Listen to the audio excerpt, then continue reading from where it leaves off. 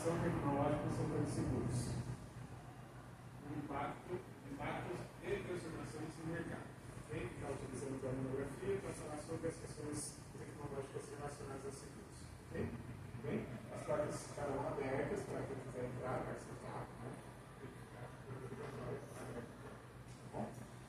Você tem 20 minutos de apresentação, até 20 minutos. Depois a gente passa a palavra para o professor Sandro, as considerações dele. Depois, 10 minutos de recomendação da sua parte. E aí você vai sair da sala para a gente já decidir a sua ficha acadêmica em relação à sua figurativa. Bem? E depois a gente vai.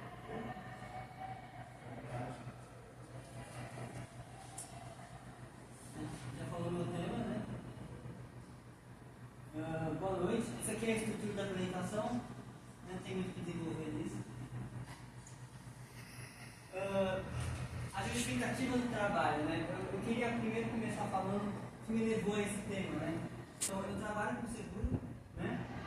E no final do ano passado aconteceu uma coisa muito interessante que, por exemplo, a gente perdeu um seguro, né? Durante a finalização do processo, né, o cliente teve que mudar a forma de pagamento. Né? A proposta veio cancelada por conta disso. Né? E quando a gente foi transmitir o seguro novamente, a gente teve a notificação da seguradora que o cliente já estava segurado. Mas por quê? Né? Ele cancelou, né? E aí, conversando com ele, a gente descobriu que ele sozinho entrou na seguradora, refez o seguro dele e ele efetivou a proposta. Né? Então, a gente apresentou para ele seguro, a seguradora, e ele, por conta, fez tudo sozinho. Né? Depois que cancelou, ele fez tudo sozinho. Né? Essa relevância que ela trazer para o trabalho, que é esse novo mercado que é o seguro digital. Né?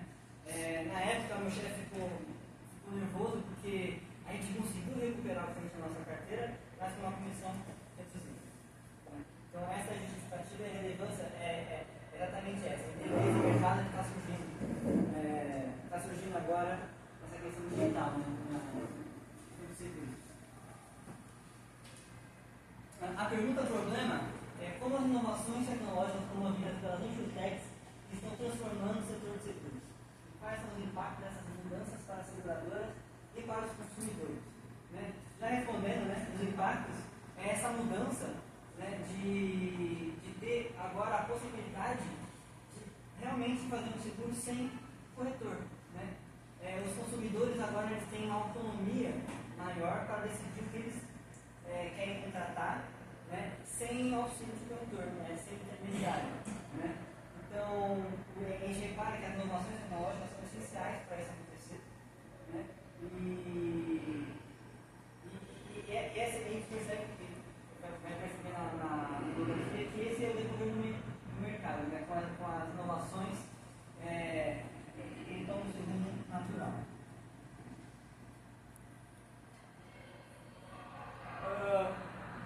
O objetivo é entender realmente esses impactos, entender quais são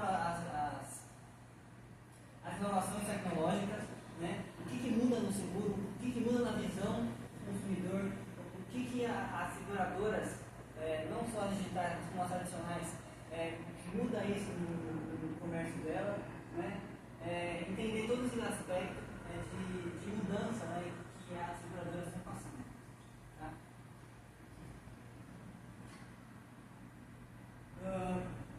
Aqui eu separei os principais autores que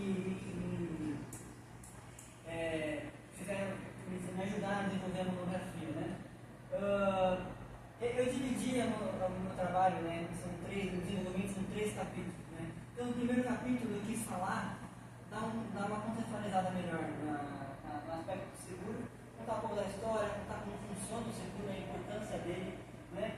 No capítulo 2 eu quis mostrar, comprovar, né, que o mercado de seguro é um mercado que vale a pena ser investido, que tem potencial de crescimento ainda. Né? E no capítulo 3 eu quis focar nessa parte das inovações tecnológicas, das insurtechs que eu vou falar mais para frente. Né?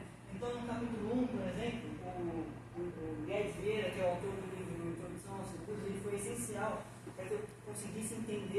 as leis e as normas, né, que são baseadas no mercado tradicional, entender melhor a história, né, que o seguro tem, o conceito de seguro. Né? No capítulo 2 ficou mais abrangente no quesito que eu tive que pesquisar em diversas fontes, como artigos, notícias, para ver os entendentes de mercado de seguro mesmo. E eu achei um livro maravilhoso, da InsurTech Book, que ele fala muito dessa questão de tecnologia, que eu usei como base também, entre outros artigos, para desenvolver a parte 3 da minha monografia.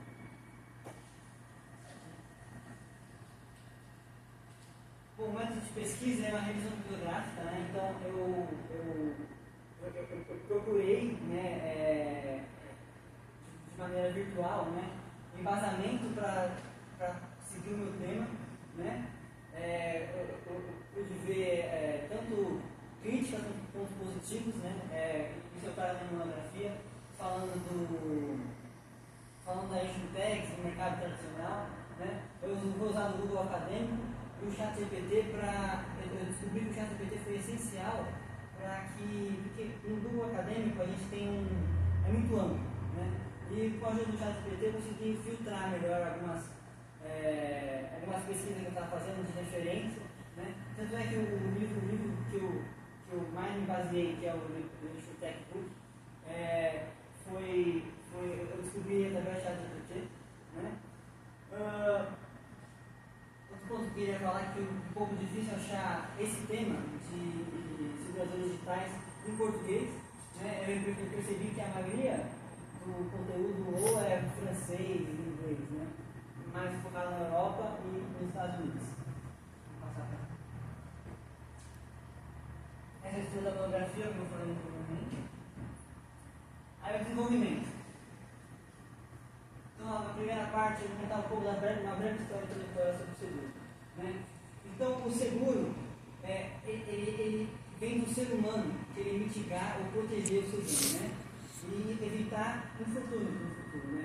Por exemplo, das naturais. A gente vê isso desde a antiguidade. Né? E principalmente quando envolve o negócio, né? O patrimônio do consumidor, de atividade do comerciante. Né? Um ponto interessante é o código que citado no livro de Introdução aos Seguros, é o código de Hammurabi, né, que no Egito Antigo era o rei da época, né, ele criou esse código para ajudar comerciantes que em seus transportes, suas viagens, perdiam mercadoria. Né? Então, com esse auxílio, era possível recuperar parte dessa mercadoria com a ajuda realmente do reinado, do Estado, do Império que governava aquela região. Né? A gente também vê muito, a gente vê também no livro, ajuda mútua na Grécia Antiga, na Grécia e Roma Antiga, né, que, por exemplo, os soldados morriam, o parlamento, né, eles davam benefícios aos familiares dos soldados que morreram em guerras civis, né, que acabavam perdendo seus famílias, não tinham mais com quem juntar na família. Né. Outro ponto interessante é o seguro marítimo, né, que é o primeiro seguro realmente, de fato, que existiu, né, onde fazia um seguro, por exemplo, famílias recebiam antecipado o valor de grandes expedições que eram de altíssimo risco. Né, então, pelo menos, era quase certeza que 50% das embarcações que foram não voltavam, né, quando a gente fala das Índias, navegações para as Índias, né, então esses seguros foram os primeiros, né, que a gente consegue entender na história. Surgimento do seguro do Brasil. Né? Bom, ele teve seu início em 1808. Né? A primeira companhia de seguro foi a companhia Boa Fé. Né? Nesse período, ainda o Brasil ele era submetido às leis portuguesas. Né? Então, foi somente em 1850, o Código Comercial Brasileiro, onde o Brasil ele pôde se libertar, né, das garras portuguesas. E nesse período, muitas seguradoras do exterior vieram para o Brasil. Né? Em 1895, foi feito uma coisa que eu dando companhia de seguro de boa-fé era só para o seguro marítimo. Tá? Em 1855, o seguro de vida também foi implementado, mas tinha uma restrição que não podia vincular seguro de vida com seguro marítimo. Né? Como essas seguradoras de fora vieram para o Brasil, não tinha nenhuma norma, então muito capital que era arrecadado para essa seguradora aqui no Brasil não ficava no Brasil, ia para fora direto. Né? Então o governo brasileiro teve que impor restrições técnicas para que essas seguradoras acumulassem pelo menos uma reservas técnicas, né? No Brasil. Isso criticou muito a seguradora, né? Tanto é que mais da metade saiu. Né? Previdência privada. Eu achei interessante colocar essa monografia, porque na época de 1990, né, foi muito implementada. Né? Eu reparo que na geração atual não foca muito nisso. Né? Mas a previdência privada ela surgiu no Brasil no século XIX, né? Na teoria, né? Porque ela veio em 1830, mas ela foi implementada, virou lei e podia ser usada em 1977, né? Quando foi criado o Mundo Geral, né? Que é o Intervio Geral de Economia e Servidores do Estado, e foi implementado pelo Barão de Sepetiba. Eu achei interessante colocar isso, né, na minha monografia de desenvolvo mais, no quesito que se era muito feito antigamente há uns 40 anos atrás, previdência privada, né, era muito comum a pessoa, em montadoras, por exemplo, o funcionário pagava uma parte, a empresa pagava outra, né, que servia com. O objetivo principal é ajudar na aposentadoria a ter uma renda mais na aposentadoria. Né? Bom, aqui eu vou falar um pouco do contrato de seguro e uma análise jurídica. Né? O contrato de seguro ele tem como base a mutualidade, cálculo de probabilidade e homogeneidade de risco. Né? Então, a seguradora ela coloca as cláusulas, o que ela se expõe, o risco que ela se expõe a correr. Né? Então, por exemplo, vou dar um exemplo do seguro automóvel. Né? Então, é feito um orçamento. Né? Então, nesse orçamento, é avaliado o perfil da pessoa, o veículo, onde o veículo circularia, por exemplo, as coberturas que ele quer, então, quanto que ele quer com cobertura para crescer, os serviços que ele quer, que atende no orçamento dele. Hoje em dia, a gente tem esse orçamento, uma pré-análise muito mais rápida. Antigamente não era assim. Né? Por exemplo, depois de feito o orçamento e decidido, por exemplo, a forma de pagamento, é feita a proposta. Né? A proposta, ela tinha um prazo de 15 dias para a seguradora analisar, verificar se os fatos estão corretos. Hoje em dia a gente não tem mais isso. Né? Com o avanço da tecnologia, a análise está muito mais rápida e precisa. Então a seguradora muitas vezes não tem necessidade de esperar 15 dias para efetivar a proposta mesmo. Né? Quando a proposta é efetivada, é quando virar apólice, que é o contrato especial. Né? Caso alguma informação seja incorreta na apólice, por exemplo, o CEP de situação do veículo, o CEP pernoite, o segurado sofre um acidente no CEP incorreto, a seguradora pode não pagar, não indenizar, devido à falta de veracidade do contrato. Né? E a gente vem com endosso. Então, por exemplo, o cliente, continuando no seguro automóvel, o cliente pode fazer um endosso que é uma alteração na apólice. Então, ele pode mudar o CEP, ele pode mudar o condutor, né, o perfil do condutor, ele pode mudar o veículo, entendeu? Então, o endosso é uma forma que o segurado tem de poder, por exemplo, trocar de carro sem ter que esperar o fundamento do seguro. Já o carro deve segurar.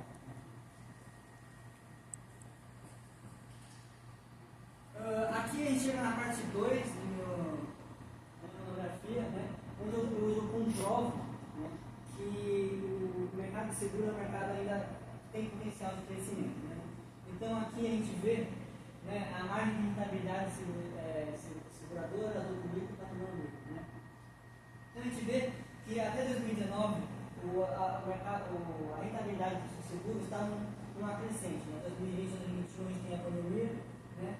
E em 2022, que é após a pandemia, a gente vê já um crescimento maior. Né? A gente não tem 2024 completo, mas é o primeiro trimestre. Né? A gente já pode ver que em 2024 vai ter um crescimento, uma rentabilidade maior em 2023. Né? Então, só em rentabilidade a gente já entende que o seguro ele tem potencial de mercado. Né? Aqui eu vou falar da demanda de seguros no mercado brasileiro. Né? Gastos com seguros como porcentagem do PIB. Né?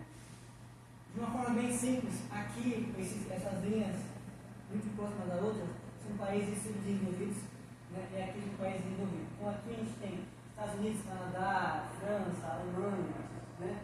E o Brasil é essa linha vermelha, não dá para ver. Então, o que eu quero mostrar aqui é que o Brasil, entre os países subdesenvolvidos, é o que tem o maior gasto em seguro, o que mais tem seguro. Né? Então, o Brasil em si é um país com potencial, né? Que isso prova que o mercado de seguro também tem potencial. E aqui, os principais segmentos de seguros do Brasil em 2020. Né? Então, teve uma alta enorme de seguros pessoais, né? Seguro de vida, no caso, né, a pandemia relaciona bastante, e seguro automóveis, que ainda assim é a alta do Brasil. Aqui é uma análise mais interna do Brasil, evolução do tamanho de mercado 2009 2019. Né? Então, aqui é por região. Então, a gente vê que o Sudeste, né, que é essa linha aqui maior, ela tem seu diferencial, né, por ser uma megalópole e ter um potencial de crescimento maior. Né? E aqui é o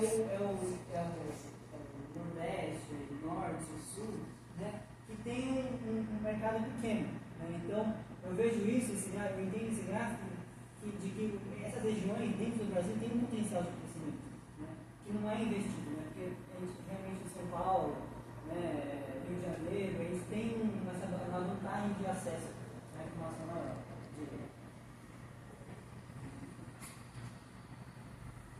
Bom, agora chega na terceira parte da monografia, né, de desenvolvimento, que é o crescimento tecnológico do seguro no Brasil. Né?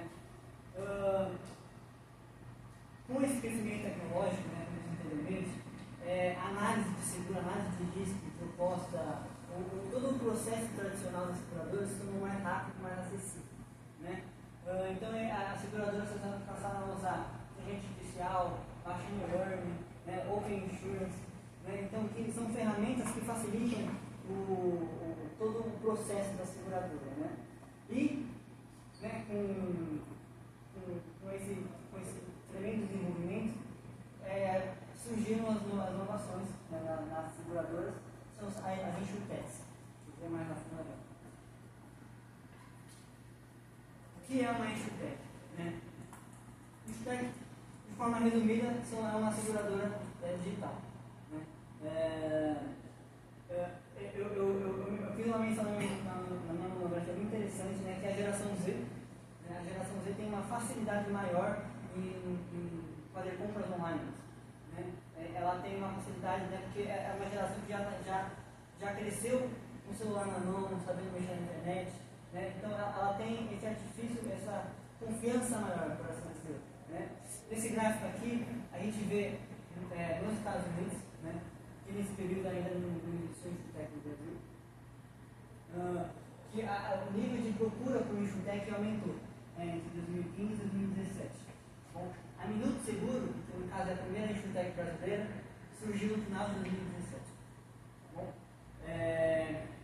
então as Insurtech vieram com essa base de revolucionar o mercado de forma combinando o que já era sabido das seguradoras tradicionais com o mundo da tecnologia. No The Book of the Insurtech Book, na verdade, é um livro, né, que cada capítulo é um autor diferente, né, focado nessa questão de tecnologia e seguros. Né. Então, o Dan Smith, ele faz uma menção muito interessante. Né. Ele divide a Insurtech em 3 etapas. né? Então, tem a etapa adjacente, né? que ela pega o que já está estabelecido no mercado e ela incrementa, né? Ela facilita, que é o que acontece com as distribuidoras tradicionais que eu falei anteriormente, que ela facilita o processo de análise de risco, né? O mapeamento, por exemplo, do Google, né? Que qualquer seguradora tem acesso, ajudou muito a análise de risco de série percurso de seguros automóveis, né? Por exemplo. Né?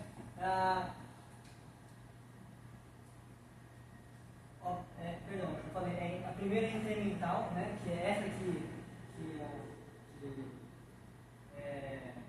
facilita a análise, né? A adjacente agora, desculpa, que é uma expansão de novos mercados ou personalização, né? Então, essa fase é quando a seguradora consegue captar mais clientes, né? Ela consegue abranger, alcançar clientes que antigamente ela não conseguia. E a parte final é a disruptiva, né? Que é a criação de novos negócios, que é a Insurtech, né? Criação de modelos inéditos como seguros P2P. Né? O P2P vem do termo de computação, né? Que é de uma forma bem simples mesmo, é como se fosse uma rede de computador que só consegue tem acesso a um servidor, né? Então é um site com um servidor e você quer entrar nesse site, você tem que ter acesso a esse servidor, né?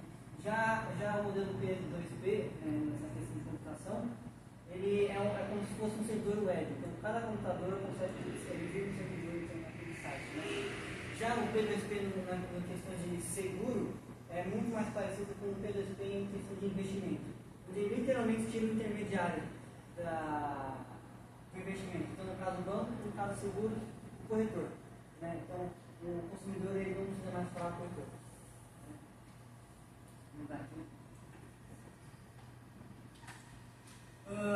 Aqui são as medidas e diretrizes impostas pelo mercado de seguradores de insurtechs. Né? Então, a criação de comissão de novos insurtechs, criação da comissão de inovação em insurtechs, né? Que ela é a SUSEP, né? Que é uma intendência da questão de seguros, e a Confederação Nacional de Seguros ela promove essa reunião para limitar as insurtechs, né? Propor diretrizes. Aí também tem o equilíbrio entre inovação e regulação, né? Que ela mostra as normas, os limites do mercado, né? Segurança cibernética, né? Que as seguradoras tradicionais já tinham essa dificuldade, mas com a Insurtech gerou mais dúvida, né? Do que é possível ter acesso, né? E a SUSEP e a Confederação Nacional de Seguradoras, ela promove esse diálogo entre os atores do setor, no caso da Insurtech e as seguradoras tradicionais.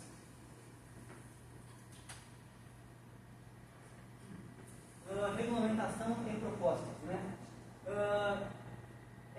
Foram feitos alguns projetos, né? No caso do projeto MAR, né? Que ele visa aproximar seguros tradicionais e Insurtech, né? A legitimidade das vendas digitais, né? Esse ponto aqui é importantíssimo, né? Porque, por exemplo, como é que você legitima, deixa de forma jurídica, né? Por exemplo, se acontece um processo, né? E o segurado ele fez tudo de forma digital, como é que ele tem acesso à apólice, né? Como é que é divulgado isso para ele, os direitos que ele tem na apólice, né? É muito importante ter isso, né? Que a gente já pula aqui para a linguagem contratual. É muito importante deixar claro para a pessoa que está contratando o seguro o que ela está contratando. Né? Então, por exemplo, um exemplo prático na seguradora. Né? Geralmente a pessoa não quer pagar seguro, se quer pagar seguro, vai querer pagar um seguro barato.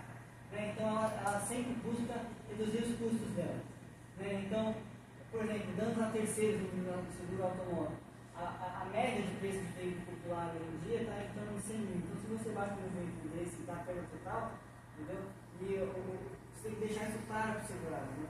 Falo que uma cobertura de 50 mil às vezes não é o suficiente para ele cobrir um carro terceiro. Entendeu? Então, é importante que as insurtechs elas deixam isso claro para quem, por exemplo, vê do interior quer contratar o seguro de forma digital, não ficar perdido, entendeu?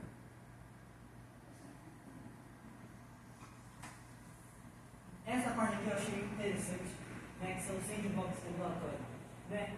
Resumidamente, é uma máquina de virtual, né, onde, em parceria com seguradores adicionais, as insurtechs são capazes de criar um ambiente virtual onde elas podem testar a venda de produtos dela. Né? Então, ela é um ambiente virtual onde ela pode arcar com os custos dos erros dela. Né? E ela não precisa seguir 100% as normas diretrizes que a SUSEP e o resto dos seguros impõem.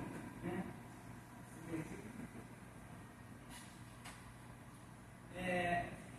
Social media, né? Redes sociais. Né? No texto de Insurtech Book, né? O Eric Abrahams, ele toca nesse ponto que é muito interessante, eu achei muito interessante, que é o desafio enfrentado pelas seguradoras. Né? Então, relutância dos clientes em compartilhar informações pessoais. Quanto mais informação o segurador fornece no cadastro da seguradora, melhor a seguradora é capaz de avaliar o risco realmente do seguro. Né? E muitas vezes o cliente não se sente confiável, se sente disposto a divulgar tanta informação, né? assim por celular. Né? Mudanças constantes da política de privacidade das plataformas. Esse ponto aqui é mais específico da época onde foi escrito o livro, né? Que era uma época onde o Facebook e o Instagram estavam fazendo um processo por as eleições americanas que estava vazando dados, né? Então, muitos termos, que é aquele termo que a gente assina por baixo do Instagram, que a gente concorda, muito desse termo foi alterado. Né? E a Insurtech, além de ela seguir as normas diretrizes da rede social, ela precisa seguir as normas da SUSEP e da CNSEG, né? E ela tem essa dificuldade, entendeu? Porque como é uma plataforma que muda, e tem uma mudança constante, ela acaba se dificultando bastante. Complexidade técnica na análise de dados. Né? As insurtechs, elas tiveram dificuldade, né, principalmente no seu começo, de avaliar o risco certo. Então, vou dar um exemplo prático de falha, né, que é a seguradora americana Admiral, que ela lançou o First Car Code. Então, ela é uma insurtech que fez esse First Car Code para pessoas no primeiro seguro, carro, pudessem ter acesso ao seguro disponível, né, um seguro acessível. Né? O problema disso, que foi, além de ter feito tudo de forma virtual, o problema foi que o risco não foi devido. Então, eles aceitaram muitos seguros, sem muito agravamento, ou quase nenhum. Né? Chegou um ponto que não tinha tantos riscos que a seguradora responsável por trás da General não conseguia lidar com a unidade de sinistro, não conseguia pagar, indenizar os veículos segurados. Né? Agora, um exemplo de sucesso de inovação, né, que é a Zoan, que é uma insurtech chinesa, que ela desenvolveu essa questão nas redes sociais chinesas, né, ela desenvolveu o WeChat, como se fosse o WhatsApp da China, né, onde as pessoas elas entraram na rede social, viam os anúncios da insurtech chinesa e elas iam para uma conversa no WhatsApp com uma inteligência artificial. Eles conversavam e podiam contratar o seguro para ele mesmo. Então, esse é um modelo inovador que funcionou na China, tem sucesso. Né? E aqui no cenário futuro, que é o cenário Netflix, que é um seguro de forma mensal. Né? Voltando para o seguro automóvel, o que a gente tem hoje em dia é a Azul Seguros. Né? A Azul por assinatura que é a Azul Seguros. Né? Que é um seguro de forma mensal. Então, é um seguro que ele renova mensalmente, ele não acumula bônus, geralmente. Cada renovação você pega um de bônus, você acumula 10, você tem desconto. E nessa versão, se você não tem esse desconto, né, e como ainda é uma versão incremental, a Azul Seguro ela limita. Então ela aceita veículos de até 80 mil, e não é uma cobertura completa. Então ela tem 80% da FIP que ela cobre danos terceiros até 50 mil. Isso foi um exemplo para entenderem melhor o cenário de seguro mensal que a gente faz automóvel. Né? Só para você agilizar um pouco mais a sua apresentação.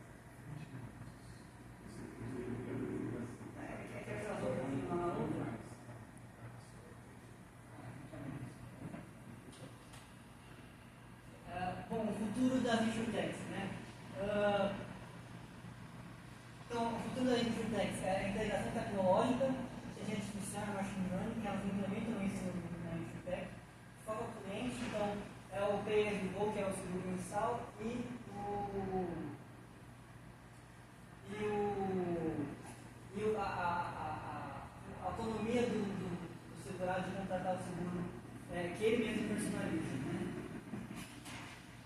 Os principais resultados, né, dessa monografia foi identificar, né, o que de inovador a gente está fazendo, né, o que elas trazem para o mercado, como que elas podem mudar o mercado. Né? Então, essa é o principal resultado que eu tenho, que eu trouxe nessa monografia. E a conclusão é que se as insurtechs seguirem um modelo consistente, né, de inteligência artificial, elas desenvolvendo melhor esse aspecto, deixarem claro para o cliente o que ele está contratando, né, eu vejo que esse mercado é um mercado que pode realmente tomar o lugar do corretor. Né. Hoje em dia a gente tem a Minuto Seguro, ela contrata apenas seguro alto e seguro de vida. Né. É um seguro que você consegue padronizar. Né. Agora seguros mais complexos, né, como, por exemplo, RC, responsabilidade civil, né, seguro, até seguro marítimo, que por mais que possa ser padronizado, ainda assim tem uma complexidade pelo valor do bem. Né, então, a Insurtech ainda não é incapaz de fazer esse seguro, mas ela se propõe a fazer, ela consegue fazer um certo nível de seguro automóvel. Então, aqui as referências. Passar por alguma. Aqui é uma nota 10. Muito obrigado.